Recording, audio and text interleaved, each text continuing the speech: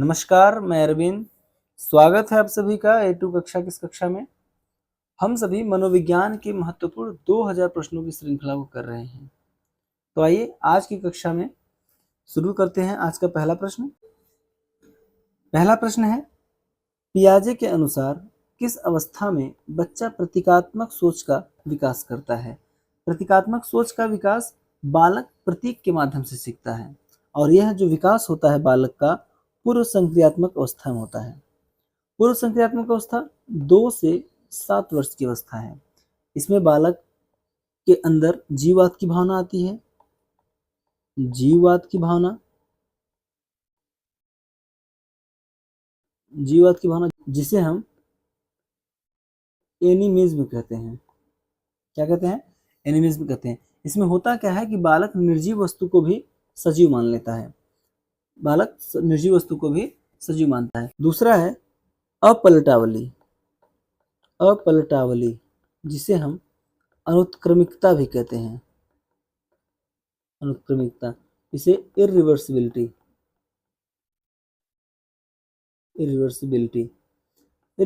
क्या होता है? तो पियाजे के रिसर्च से समझते हैं कि पियाजे रिसर्च खुद करते हैं, इस पर अपने बच्चे पर रिसर्च करते हैं। एक दिन क्या होता है कि वह अपने बच्चे को स्कूल जाने के लिए लेट कर देते हैं। अपने घर से स्कूल जाने के लिए लेट कर देते हैं और जब उसकी स्कूल बस छूट जाती है तो उसे साइकिल से स्कूल ले जाते हैं और रास्ता थोड़ा सा बदल देते हैं, उसको थोड़ा सा घुमा फिरा कर ले जाते हैं। जब ले जाते हैं, जब बच्चे को स्कूल छोड़ते हैं तो उससे कहते हैं कि जिस रास्ते से घर से स्कूल आए हो उसी रास्ते से स्कूल से घर चले आना। यहाँ पर बच्चा कहता है कि पापा जी, मैं घर से स्कूल आने का रास्ता जानता हूँ, न कि स्कूल से घर जाने का। इसी को कहते हैं अपलटावली। बालक समझ नहीं पा रहा है कि जिस रास्ते से स्कूल आए हैं उसी रास्ते से घर भी तो जा सकते हैं। दूसरा है ईगोसेंट्रिज्म।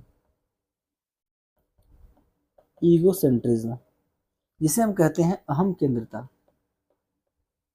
अहम केंद्रिता, इसमें बालक के साथ क्या होता है? बालक को ऐसा लगता है कि जो मैं सोचता हूँ या जो मुझे पसंद है वही सभी को पसंद होगा। अपने आप को बालक केंद्र में समझता है और जो उसके अगल बगल चीजें हो रही हैं उसका सेंटर होता है बालक। ऐसा उसको लगता है कि जो मुझे पसंद है, जो मैं खाता हूँ, वही सभी को पसंद होगा। अगला है इसमें नेक्स्ट जो, उसे कहते हैं लैक ऑफ कंजर्वेशन। इस अवस्था में बालक में लैक ऑफ कंजर्वेशन होता है, संरक्षण की कमी होती है। Lack of conservation, lack of conservation इसे कहते हैं संरक्षण की कमी। होता क्या है कि आप सभी ने देखा भी होगा कि बालक को जो चीजें संख्या में या देखने में ज्यादा होती हैं उसे वह ले लेता है। जैसे अगर 50 रुपए का नोट हो, पुराना नोट हो, और 20 रुपए का नया नोट हो, तो वह 50 रुपए की पुरानी नोट को नहीं लेगा, बल्कि जो 20 रुपए की नई नोट है उसे लेगा, क्योंकि उसे वैल्यू नहीं पता है। या फिर ऐसा भी आपने देखा होगा कि अगर 50 रुपए का एक नोट है और 10-10 के 2 नोट हैं, तो उसे 10-10 के 2 नोट वो पहले लेगा, 50 का एक नोट नहीं लेगा। इसी प्रकार से आप एक एग्जाम्पल और देखे होंगे कि दो बर्तन है, एक चौड़ा है और एक सकरा है, और उसे इसमें कुछ है, जूस है, दूध है, कुछ भी है। उसे कहा जा रहा है बालक से कि इसमें से कोई एक ले लो, तो वह इसे चूज करेगा, इसे सेलेक्ट करेगा। क्यों? क्योंकि उसे लग रहा है कि इस बर्तन में यहाँ तक है दूध है, जूस, और इसमें यहीं तक है। उसे हाइट का तो ज्ञान है इस अवस्था में, लेकिन चौड़ाई का ज्ञान नहीं है, आयतन का ज्ञान नहीं है, किसमें कितना है, किसमें कितना ज़्यादा है, किसमें कम है। इसे कहते हैं लैक ऑफ कंजर्वेशन। वह चीज़ों को समझ नहीं पाता किसमें ज़्यादा है, किसकी वैल्यू ज़्यादा है, या फिर किसमें ज़्यादा रखा हुआ है दूध या जूस, है ना। तो इस प्रकार से नेक्स्ट क्वेश्चन है, वाइगोत्स्की के सामाजिक सांस्कृतिक सिद्धांत के अनुसार सीखना किसके माध्यम से होता है? तो सीखना किसके माध्यम से होता है वाइगोत्स्की के अनुसार? तो सामाजिक अंतःक्रिया से। इनके जो सिद्धांत का नाम है सामाजिक सांस्कृतिक सिद्धांत। इसके अगर अन्य सिद्धांत की बात करें, अन्य नामों की बात करें, तो सामाजिक संज्ञानात्मक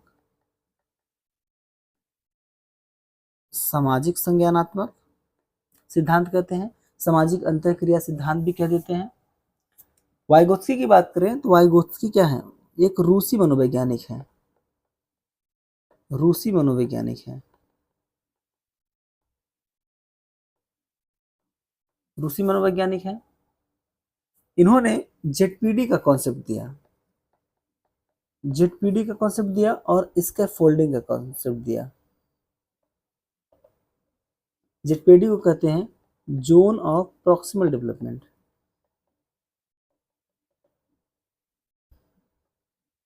zone of proximal development, Hindi में कह देते हैं इसे समीपस्थ विकास का सिद्धांत। इसे हम समीपस्थ विकास का सिद्धांत कहते हैं। इसके फोल्डिंग को क्या कहते हैं? पाड़ या ढांचा या सहारा देना। इसके फोल्डिंग का जो अर्थ है सहारा देना। नेक्स्ट क्वेश्चन है, किस सिद्धांत में बच्चे को अपने अनुभवों के आधार पर ज्ञान का निर्माण करते हुए देखा जाता है? तो किसके आधार पर? तो संरचनावाद के आधार पर। संरचनावाद, संरचनावाद मतलब स्ट्रक्चरलिज्म। इसके जो जनक हैं, जनक कौन है? विलियम वुंड और टिचनर। विलियम वुंड और टिचनर। और संरचनावाद की जो शुरुआत की गई थी इन दोनों के द्वारा, यह हुआ था अमेरिका में। अमेरिका में एक विश्वविद्यालय था जिसका नाम था कार्नेल विश्वविद्यालय। कार्नेल विश्वविद्यालय, क्या नाम था? कार्नेल विश्वविद्यालय। और इसकी स्थापना 1882 में टिचनर के द्वारा की जाती है ना? टिचनर के द्वारा की जाती है। तो संरचनावाद के आधार पर, इस आधार पर बच्चे अपने अनुभवों के आधार पर ज्ञान का निर्माण करते हैं। नेक्स्ट क्वेश्चन है, पियाजे के अनुसार संवेदीगामी अवस्था सेंसरी मोटर स्टेज की आयु सीमा क्या है? तो आप सभी जानते हैं सेंसरी मोटर स्टेज की अवस्था 0 से 2 वर्ष की अवस्था है।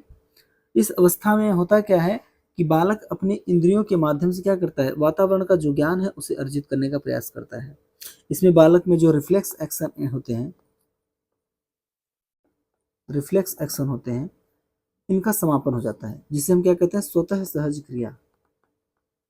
स्वतः सहज क्रिया, इसका समापन होता है, समाप्त हो जाता है इस अवस्था में। स्वतः सहज क्रिया होता क्या है? तो बालक जो अंगूठा चूसता है, उंगलियों को पकड़ता है अपने हाथों से, वह चाहता नहीं लेकिन अपने आप होता है, उसे स्वतः सहज। जैसे इस समय भी आपके अंदर ऐसी 2-3 चीजें होती हैं जो स्वतः होती हैं, आप उस पर, आपका उस पर कोई कंट्रोल नहीं है। जैसे आंखों की पलक पर यह अपने आप झपकता है, स्वतः होता है, आप नहीं करते हैं। कुछ चीजें रह जाती हैं इस अवस्था में जो हमेशा रहती हैं। और इस अवस्था में बालक लक्ष्य निर्दिष्ट व्यवहार करता है, goal oriented behaviour. Goal oriented behaviour करता है। बालक जो व्यवहार करता है वह अपने मूल प्रवृत्तियों के आधार पर करता है। मूल प्रवृत्तियों के आधार पर करता है व्यवहार। तो सेंसरी मोटर स्टेज 0 से 2 वर्ष। नेक्स्ट क्वेश्चन है, अंतर्दृष्टि द्वारा अधिगम का सिद्धांत किसने दिया है? तो अंतर्दृष्टि के द्वारा जो अधिगम का सिद्धांत दिया गया है वह दिया गया किसके द्वारा? कोहलर के द्वारा। कोहलर के द्वारा दिया गया है। कोहलर के जो सिद्धांत का नाम है सूझ या अंतर्दृष्टि का सिद्धांत। कोहलर ने यह सिद्धांत थॉर्नडाइक के प्रयास एवं त्रुटि का जो सिद्धांत था उसके विरोध में दिया। प्रयास एवं त्रुटि का सिद्धांत जो था उसके विरोध में इसे दिया। कोहलर का जो प्रयोग था आप सभी जानते होंगे कि इन्होंने एक चिंपैंजी पर अपना प्रयोग किया जिसका नाम क्या था? सुल्तान। उसका नाम क्या था? सुल्तान नाम था। उस पर इन्होंने अपना प्रयोग किया था। नेक्स्ट क्वेश्चन है, कोहलबर्ग के नैतिक विकास सिद्धांत के अनुसार नैतिक विकास के कितने चरण होते हैं? तो नैतिक विकास के कितने चरण होते हैं? 6 चरण होते हैं। लेकिन अगर स्तर की बात करें नैतिक विकास के, तो स्तर कितने हैं? 3 हैं। 3 कौन कौन से हैं? तो पूर्व परंपरागत, पूर्व परंपरागत स्तर पहला है। दूसरा है परंपरागत। तीसरा है उत्तर परंपरागत। तीसरा है उत्तर परंपरागत। पूर्व परंपरागत की जो आयु है वह 3 से 9 वर्ष, इसका 9 से 15 वर्ष और उत्तर परंपरा का 15 से अधिक। ये इसके स्तर है और इसके हर स्तर में 2-2 चरण हैं। हर स्तर में 2-2 चरण हैं, तो 6 चरण इसमें हैं। नेक्स्ट क्वेश्चन है, बंडूरा का सामाजिक अधिगम सिद्धांत किस पर आधारित है? बंडूरा का सामाजिक अधिगम सिद्धांत किस पर आधारित है? तो अनुकरण पर। बंडूरा ने जो सिद्धांत दिया है अपना सामाजिक अधिगम का सिद्धांत, इसमें बालक समाज को देखकर समाज में अनुकरण कर कर अवलोकन करके के ही बालक क्या करता है, सीखता है। बालक समाज के लोगों को देखकर अनुकरण करके अवलोकन करके ही सीखता है। इसे अनुकरण का सिद्धांत कहते हैं, अवलोकन का सिद्धांत कहते हैं, प्रेक्षणात्मक सिद्धांत भी कहते हैं। सामाजिक अधिगम का सिद्धांत बंडूरा का ही है।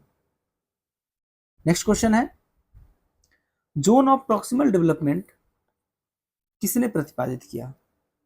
जोन ऑफ प्रॉक्सिमल डेवलपमेंट किसने प्रतिपादित किया? अभी हमने देखा कि जोन ऑफ प्रॉक्सिमल डेवलपमेंट किसका है, वाइगोत्स्की का है। किसका है, वाइगोत्स्की का है। ऑप्शन बी आपका बिल्कुल सही है।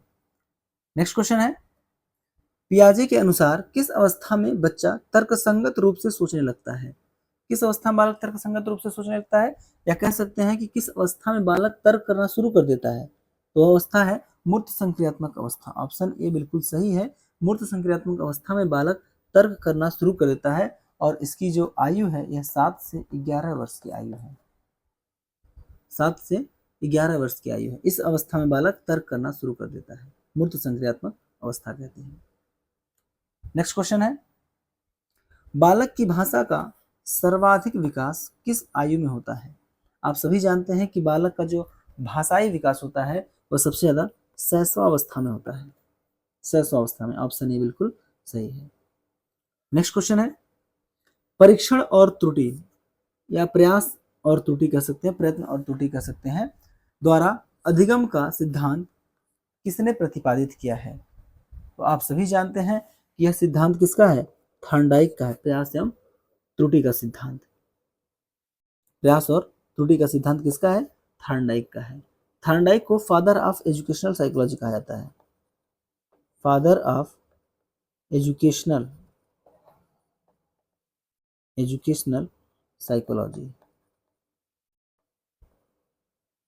एजुकेशनल साइकोलॉजी कहा जाता है। इन्हें संयोजनवाद का जनक कहा जाता है।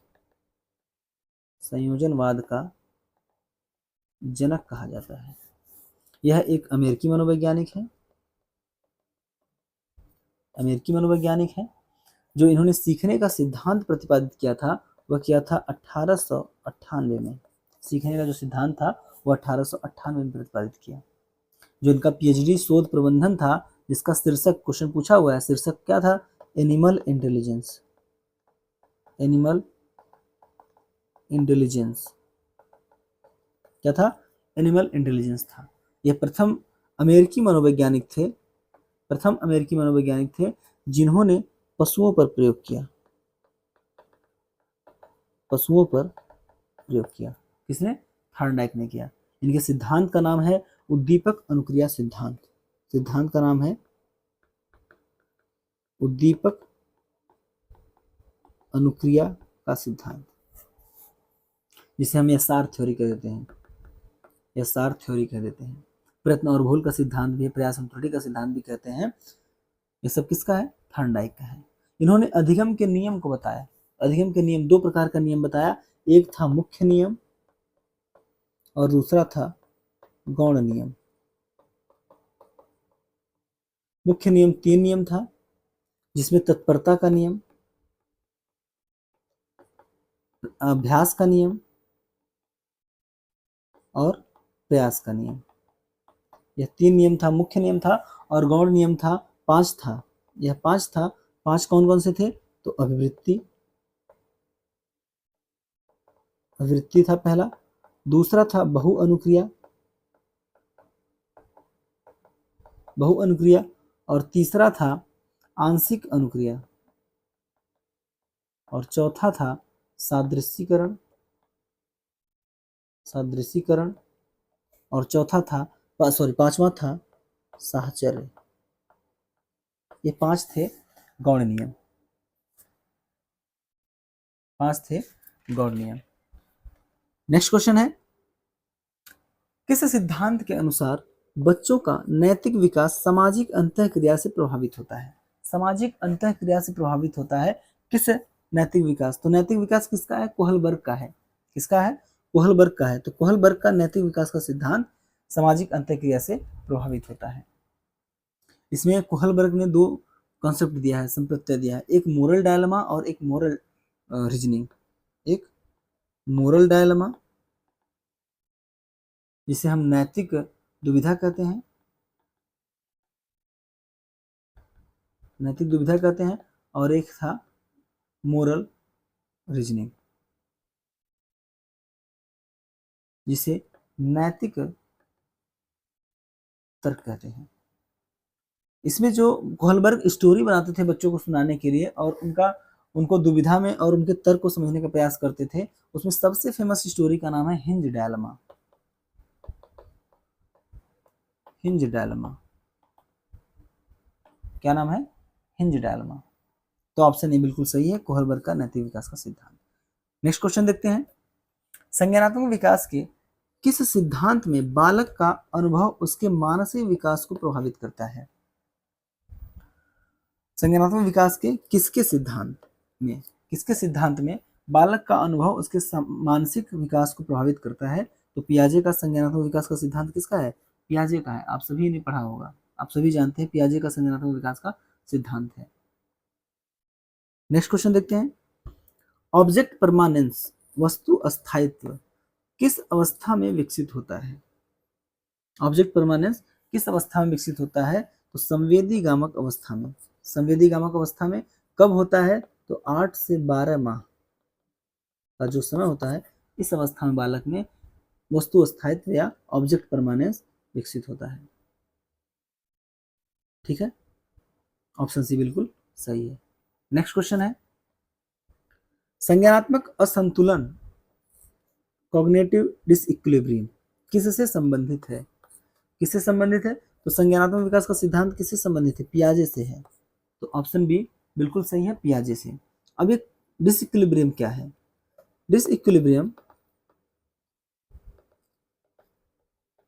डिसइक्विलिब्रियम को असंतुलन कहा जाता है। असंतुलन की अवस्था, असंतुलन की स्थिति, और संतुलन की स्थिति है उसे इक्विलिब्रियम कहते हैं। इसे इक्विलिब्रियम कहते हैं, संतुलन। असंतुलन की स्थिति क्या है? जब बालक को आप कंफ्यूज कर देते हैं, बालक का जो स्कीमा है वो कंफ्यूजन की स्थिति में हो गया, तो उसे असंतुलन कहते हैं, डिसइक्विलिब्रियम कहते हैं। और जब बालक का स्कीमा बिल्कुल संतुलित हो गया, ठीक हो गया, वह अपने स्कीमा में सुधार कर लिया, तो उसे संतुलन की स्थिति कहते हैं। और जो है इसका प्रोसेस होता है, डिसइक्विलिब्रियम से इक्विलिब्रियम का जो प्रक्रिया होता है, जो प्रोसेस होता है, इसे साम्य धारण कहते हैं। साम्य धारण, इक्विलिब्रेशन, इक्विलिब्रेशन, साम्य धारण या संतुलनीकरण, इसे संतुलनीकरण कहते हैं। और इसी संतुलनीकरण या इक्विलिब्रेशन से आपने पढ़ा होगा एडाप्शन, जिसे अनुकूलन कहते हैं। अनुकूलन, इसमें आपने 2 चीजें और पढ़ी होंगी, 2 कॉन्सेप्ट और पढ़ा होगा, एक एसिमिलेशन जिसे आत्मसातकरण कहते हैं, आत्मसातीकरण, आत्मसात कहते हैं, और दूसरा एकोमोडेशन जिसे समविष्टीकरण या समायोजन कहते हैं। फिर इसी में आप ऑर्गेनाइजेशन को भी देखते हैं, जिसमें आपका क्लासिफिकेशन होता है। स्कीमा में क्लासिफिकेशन, ऑर्गेनाइजेशन सभी चीजें होती हैं। तो ऑप्शन बी आपका बिल्कुल सही है, पियाजे। नेक्स्ट क्वेश्चन है, आत्म प्रेरणा, इंट्रिंसिक मोटिवेशन क्या है? इंट्रिंसिक मोटिवेशन का क्या अर्थ है? तो इंट्रिंसिक का मतलब आंतरिक अभिप्रेरणा, आंतरिक अभिप्रेरणा समझने में और आसान हो जाएगा। आंतरिक अभिप्रेरणा। आंतरिक अभिप्रेरणा क्या है? आंतरिक संतुष्टि से प्रेरणा। ऑप्शन बी इसका बिल्कुल सही है, आंतरिक संतुष्टि से प्रेरणा। मोटिवेशन जो होता है दो प्रकार का होता है, एक इंट्रिंसिक होता है, एक एक्सट्रिंसिक होता है, एक आंतरिक और एक बाहरी। क्या होता है? इंट्रिंसिक एक होता है, एक होता है एक्सट्रिंसिक। आंतरिक और बाहरी। आंतरिक जो होता है यह इंटरेस्ट की वजह से होता है, इंटरेस्ट, रुचि, रुचि से होता है। यह अगर व्यक्ति में आंतरिक अप्रेरणा है मतलब उसका उसमें रुचि है, रुझान है, तब वो चीजें कर पा रहा है। और बाहरी अप्रेरणा कितने दिन तक चलेगा? जब तक आपको रिइंफोर्समेंट नहीं दिया जाएगा, रिवार्ड नहीं दिया जाएगा। यह रिवार्ड की वजह से होता है, यह रिवार्ड की वजह से। जब तक आपको रिवार्ड नहीं मिलेगा तब तक आप कोई काम नहीं कर पाएंगे।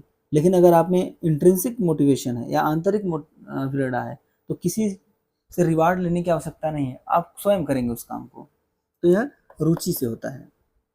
तो दो प्रकार का मोटिवेशन, इंट्रिंसिक और एक्सट्रिंसिक। नेक्स्ट क्वेश्चन है, बालक का सामाजिक और नैतिक विकास किससे प्रभावित होता है? सामाजिक और नैतिक विकास किससे प्रभावित होता है? तो सामाजिक संपर्क से भी होता है, खेल से, परिवार से, इसका मतलब सभी से। डी, डी ऑप्शन डी, उपर्युक्त सभी।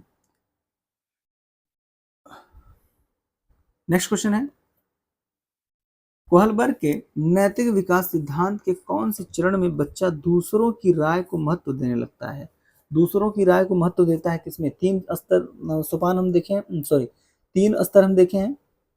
पहला पूर्व परंपरागत, दूसरा उत्तर परंपरागत और तीसरा उत्तर परंपरागत, है ना। पहला है पूर्व परंपरागत, दूसरा है परंपरागत, तीसरा है उत्तर परंपरागत।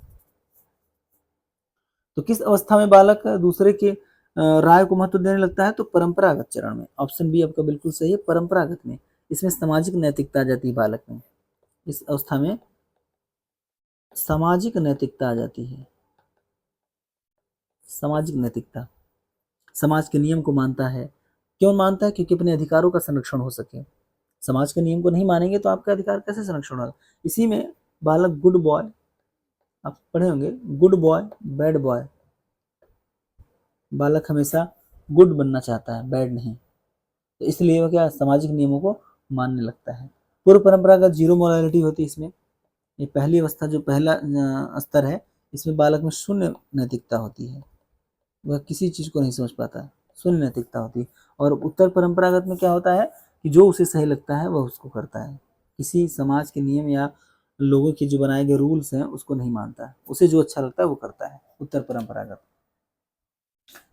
है ना। तो ऑप्शन बी आपका बिल्कुल सही है, पारंपरिक चरण। नेक्स्ट क्वेश्चन है, स्किनर का प्रेरक सिद्धांत, प्रेरक मोटिवेशन रिइंफोर्समेंट जिसे कहते हैं, किस प्रकार के अधिगम पर आधारित है? तो प्रेरक जो है इसका जो रिइंफोर्समेंट की बात करते हैं, पुनर्बलन की बात करते हैं, तो दो प्रकार का पुनर्बलन है, सकारात्मक और नकारात्मक। ऑप्शन डी आपका बिल्कुल सही है, ए और बी, नकारात्मक और सकारात्मक दोनों पुनर्बलन। सकारात्मक पुनर्बलन क्या होता है? जिसमें आप बालक को उसकी इच्छा के अनुसार कुछ दे दें, जैसे प्रशंसा, पुरस्कार सभी को अच्छा लगता है तो सभी चाहते हैं, तो उसे सकारात्मक पुनर्बलन कहते हैं, जिससे वह किसी भी कार्य को बार बार करे। लेकिन नकारात्मक में क्या होता है कि जो कार्य वो बार बार कर रहा है उसको रोकना है, उसकी इच्छा के विरुद्ध कुछ दे दीजिए तो उस काम को करेगा ही नहीं। जैसे क्लास में बालक हल्ला कर रहा है, शोर कर रहा है, एक आध दो झापड़ मार देते हैं, देखते हैं ना टीचर खिसी आगे, एक दो झापड़ मार दिए तो शांत हो गया। निंदा कर दिए, कटाक्ष बोल दिए, झापड़ मार दिए, नकारात्मक पुनर्बलन है। और एक्स्ट्रा होमवर्क दे दिए, है ना, तो नकारात्मक पुनर्बलन है। क्लास में अगर बालक हल्ला कर रहा है तो एक्स्ट्रा होमवर्क दे दिए, निंदा कर दी उसकी, तो नकारात्मक पुनर्बलन। तो उसकी जो उसका व्यवहार है उसको रोकने के लिए नकारात्मक पुनर्बलन, और व्यवहार को बार बार करवाने के लिए सकारात्मक पुनर्बलन। तो प्रेरक सिद्धांत किस प्रकार के अधिगम है पर आधारित है? तो न सकारात्मक और नकारात्मक। ऑप्शन डी आपका बिल्कुल सही है। नेक्स्ट क्वेश्चन है, बालक के विकास में कौन सा कारक सबसे महत्वपूर्ण होता है? तो सबसे महत्वपूर्ण तो भाई शारीरिक, मानसिक और सामाजिक सभी होते हैं बालक के विकास में, ठीक है। नेक्स्ट क्वेश्चन है, वाइगोत्स्की के सिद्धांत के अनुसार अवरोधित संज्ञानात्मक विकास का कारण क्या होता है? सामाजिक संपर्क की कमी सबसे और उदित संज्ञानात्मक विकास का जो कारण है सामाजिक संपर्क की कमी। ऑप्शन बी आपका बिल्कुल सही है। नेक्स्ट क्वेश्चन देखते हैं। पियाजे के अनुसार किस अवस्था में बच्चा नियमों और सामाजिक मानदंडों को समझने लगता है?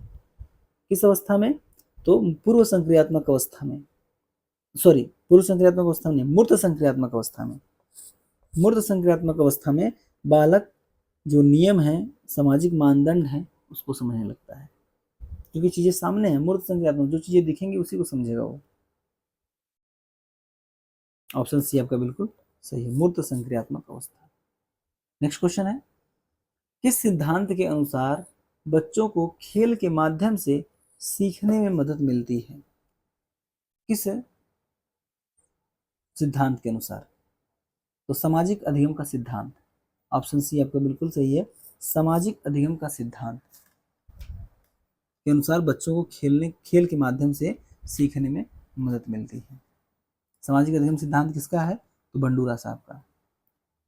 नेक्स्ट क्वेश्चन है, बाल विकास में संवेदनशील अवधि का क्या तात्पर्य है? तो संवेदनशील अवधि का मतलब कि जब बच्चा अधिक सीखने में सक्षम हो, जब बच्चा अधिक सीखने में सक्षम हो उसे संवेदनशील की अवधि कहा जाता है। जैसा आप सिखाएंगे वैसा बालक सीखेगा, अच्छा सिखाएंगे तो अच्छा, बुरा सिखाएंगे तो बुरा, जैसा वातावरण हो। इसीलिए इसे संवेदनशील अवधि कहा जाता है जब बच्चे अधिक सीखने में सक्षम होते हैं। ऑप्शन ए आपका बिल्कुल सही है। नेक्स्ट क्वेश्चन है, कोहलबर्ग के नैतिक विकास सिद्धांत में उत्तर पारंपरिक चरण या उत्तर परंपरागत पोस्ट कन्वेंशनल स्टेज में बच्चे क्या सीखते हैं? व्यक्तिगत नैतिक सिद्धांत, अभी हमने बात किया व्यक्तिगत नैतिक सिद्धांत, जो उसे अच्छा लगता है वह करता है। पूर्व परंपरागत में क्या होता है? जीरो मोरालिटी होती है, और परंपरागत में क्या होता है? सोशल होता है, सोशल मोरालिटी, मतलब सामाजिक जो नैतिकता है, सामाजिक जो नियम है उसको मानता है। तो ऑप्शन ए आपका बिल्कुल सही है, व्यक्तिगत नैतिक सिद्धांत किसी बनाए हुए नियम या कानून को नहीं मानता है, जो उसको अच्छा लगता है वो करता है, समाज के बनाए हुए नियम नहीं। तो ऑप्शन ए आपका बिल्कुल सही है। नेक्स्ट क्वेश्चन है, किस सिद्धांत में बच्चे को अपने अनुभवों के आधार पर ज्ञान का निर्माण करते हुए देखा जाता है? ये रिपीटेड क्वेश्चन है, ऑप्शन बी इसका सही है, संरचनावाद। नेक्स्ट क्वेश्चन है, एरिक्सन के मनोवैज्ञानिक विकास के सिद्धांत के अनुसार किशोरावस्था में कौन सा संघर्ष सबसे महत्वपूर्ण होता है? सबसे महत्वपूर्ण होता है किस अवस्था में? किशोरावस्था में। तो किशोरावस्था में आपका पहचान बनाम पहचान भ्रम, पहचान बनाम पहचान, आइडेंटिटी वर्सेस रोल कंफ्यूजन, पहचान बनाम भूमिका संभ्रांति भी कहते हैं इसे, पहचान बनाम भूमिका संभ्रांति। यह जो अवस्था होती है 12 से 18 वर्ष की अवस्था होती है। यह जो एरिक्सन साहब हैं इनकी 5वीं अवस्था है, ये 5वीं अवस्था है। इन्होंने 8 अवस्थाओं को दिया है अपने सिद्धांत के अंतर्गत। इनके सिद्धांत का जो नाम है मनोसामाजिक विकास का सिद्धांत, मनो सामाजिक विकास का सिद्धांत। इसमें इसे 8 भागों में बांटा है, पूरे जीवन अवधि के उन्होंने 8 भागों में विभाजित किया है, 8 स्टेज में बांटा हुआ है। ऑप्शन ए पहचान बनाम भूमिका संभ्रांति। नेक्स्ट क्वेश्चन है, एरिक्सन के अनुसार कौन सा चरण स्वतंत्रता बनाम संदेह, autonomy versus same and doubt से संबंधित है? तो किस अवस्था में ऐसा होता है बालक में? बाल्यावस्था में होता है, बाल्यावस्था में 2 से 4 वर्ष की अवस्था है। ऑटोनॉमी वर्सेस सेम, बालक अगर किसी कार्य को कर रहा है स्वतंत्र रूप से तो उसे करने दीजिए, मना मत करिए। अगर उसे आप रोकेंगे टोकेंगे बार बार तो उसमें क्या आएगा? सेम आएगा, संदेह होगा उसे अपने आप पर कि मुझसे कोई काम ही नहीं होता है, जो मैं काम करता हूँ उसमें लोग सही करने आ जाते हैं कि ये ऐसे नहीं ऐसे करो। तो बालक में क्या आएगा? संदेह आएगा। तो उसे जो भी कार्य कर रहा है स्वतंत्र रूप से करने दीजिए। शूज पहन रहा है उल्टा सीधा पहनने दीजिए, जाकर तुरंत मत ठीक कर दीजिए कि नहीं ऐसे नहीं ऐसे पहनो। सभी लोग पहने हैं उल्टा चप्पल उल्टा शूज, है ना। यह दूसरी अवस्था है, तो स्वतंत्रता बनाम संदेह है, यह एरिक्सन की दूसरी अवस्था है, दूसरी अवस्था है। ऑप्शन बी आपका बिल्कुल सही है। नेक्स्ट क्वेश्चन, कौन सा सिद्धांत यह कहता है कि बच्चे सामाजिकरण के माध्यम से सीखते हैं? बच्चे सामाजिकरण के माध्यम से सीखते हैं। तो सामाजिक सांस्कृतिक सिद्धांत, ऑप्शन बी आपका बिल्कुल सही है। सामाजिक सांस्कृतिक सिद्धांत किसका है? तो वाइगोत्स्की का है। किसका है? वाइगोत्स्की का है। संज्ञानात्मक जीन पियाजे का, और सामाजिक अधिगम बंडूरा का। ऑप्शन बी बिल्कुल सही है। नेक्स्ट क्वेश्चन, निम्नलिखित में कौन सा कारक बच्चे के संज्ञानात्मक विकास को प्रभावित करता है? बच्चे के संज्ञानात्मक विकास को प्रभावित करता है कौन सा कारक? परिवार, स्कूल, समाज, उपरोक्त सभी। डी, सभी करता है उसके संज्ञानात्मक विकास को प्रभावित। ऑप्शन डी बिल्कुल सही है। तो आज की कक्षा में बस इतना ही। मिलते हैं आपसे अगली कक्षा में, तब तक के लिए नमस्कार।